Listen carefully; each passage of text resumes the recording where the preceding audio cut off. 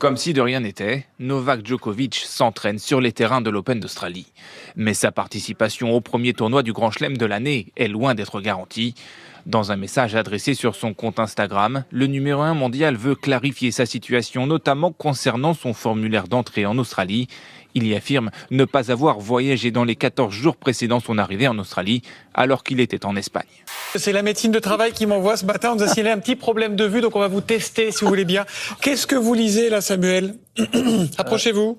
Approchez. Là, je ne vois rien. Pas Non, je ne vois rien. Regardez. Non. Novak. Bon, on va faire un autre test alors. Et là, qu'est-ce que vous lisez là? Roger. Bah, très bien. Bon, c'est pas terrible pour la vue, mais vous avez le sens de l'essentiel, c'est bien. Mon agent s'excuse sincèrement pour avoir coché la mauvaise case concernant mes anciens voyages avant l'Australie. C'était une erreur humaine qui n'était pas délibérée. Nous vivons dans une époque difficile dans le cadre d'une pandémie mondiale et parfois ces erreurs surviennent. En Australie, Djoko est devenu l'ennemi public numéro 1. Écoutez ce que disent ces journalistes qui ne pensaient pas être à l'antenne. Whatever way you look at it, Novak Djokovic is a lying, sneaky asshole. D'autres ont choisi la catharsis comme le dessin animé South Park qui imagine dans l'épisode post-Covid notre monde dans 40 ans. Alors mauvaise nouvelle, dans 40 ans, le Covid est toujours là, mais la bonne nouvelle, c'est que dans South Park, les pro-vax et les anti-vax arrivent à cohabiter. Peut-être que cette série, cet épisode est une prophétie. Bien sûr, on l'espère. Oui, en effet, il est en décalage par rapport à la doxa scientifique, mais ce décalage prouve, à mon avis, sera prouvé comme réel. Et il aura raison, on lui donnera raison dans quelques temps.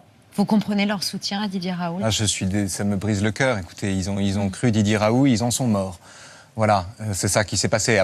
Ah bah ouais, c'est joyeux, c'est jovial. C'est pour moi les gars. Vraiment. Ça commence bien. Anthony, c'est pas une série Netflix, là tu sais qu'en fait, tu vas avoir un choc, mais à la fin de la vie, en fait, il y a un truc qui s'appelle la mort. C'est vrai. Ça veut dire qu'il va y avoir des sièges qui vont se libérer dans quelques saisons. Le Turkménistan veut fermer la porte de l'enfer. C'est le surnom donné à ce cratère gazier situé dans le désert du Karakoum, devenu principal site touristique du pays. Il suffit pour s'en convaincre de voir toutes les photos partagées sur les réseaux sociaux. Voilà 50 ans que ce puits de 70 mètres de diamètre brûle, depuis qu'une canalisation de gaz a été accidentellement percée. Aujourd'hui, le président du pays veut y mettre un terme pour des raisons sanitaires, écologiques et économiques. Et puis, attendez, c'est important. Ce matin, en regardant Télématin, vous pourrez gagner jusqu'à $1 million. Vous savez ça? Waouh! Ouais. Non, c'est pas vrai, mais comme ça, je suis sûr que vous resterez. Voilà.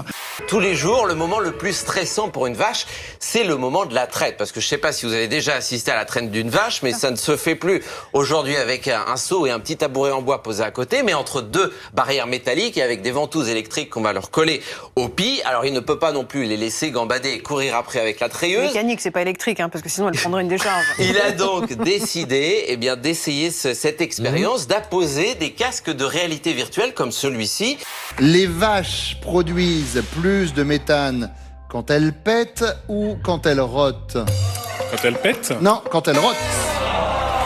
Eh oui, on va contre une idée reçue. Les vaches polluent plus en rotant qu'en pétant et elles produisent jusqu'à 500 litres de méthane par jour, un gaz responsable du réchauffement climatique. Alors oui, ça peut être très drôle, mais en fait, à l'arrivée, c'est très dangereux pour la planète.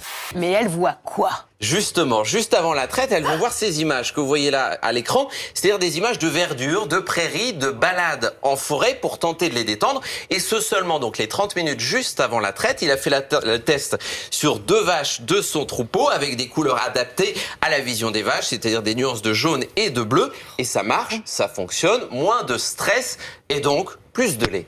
Vous mangez de la viande, vous? Non, jamais, c'est bien ça mon problème. Ah, c'est vrai? Ouais, non, je mange pas de viande, mais vraiment, pourquoi? Pas par conviction, par goût. Je n'aime quasiment aucune viande sauf le poulet. Je ne mange tu pas devrais de poisson. éclate-toi, hein. À cause que j'arrête parce que j'ai un petit trou du cou, donc j'ai trop peur. Donc, un petit trou du cou. Ah, du coup. Ah ouais, elle a eu peur. Mais qui a mis ça? Qui a mis ça? Oui, Giovanni. Ah, Giovanni.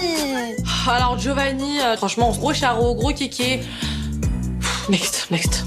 À New York, sur la célèbre place de Times Square, parmi les publicités pour des spectacles ou des bonbons, une affiche qui dénote. Un portrait géant de Molly Davis, une inconnue, jeune trentenaire qui cherche l'amour. Et c'est sa mère qui est à l'origine de tout. Bess Davis, 61 ans, se bat contre un cancer et n'a plus beaucoup de temps à vivre.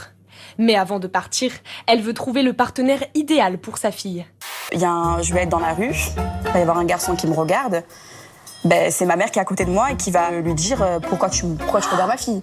Baisse les yeux. Comme un mec, quoi, en fait. Comme un mec. C'est un peu wesh. Ah oui, d'accord.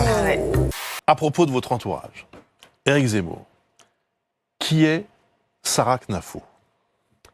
Ma collaboratrice, ma compagne. Il n'y aurait pas eu de campagne sans Sarah Knafo. Votre compagne. Mais on s'arrêtera là, si vous me permettez. C'est la première fois que vous le dites. Ah voilà, c'est dit. Pour moi, grimper l'Everest, c'est une preuve d'amour. Et du coup, je me suis dit, c'est sûr que ça va toucher les filles. Mais après... Après, faut trouver une suite, quoi. Pour tes citrouilles, Pour tes citrouilles? Non mais sérieux? Bon, je suis pas super heureux de ce que j'ai pu créer. Elle est un peu drôle, mais elle n'est pas romantique. Donc est-ce que ça va plaire aux filles? Je ne sais pas. C'est mauvais une heure de gainage alors Non.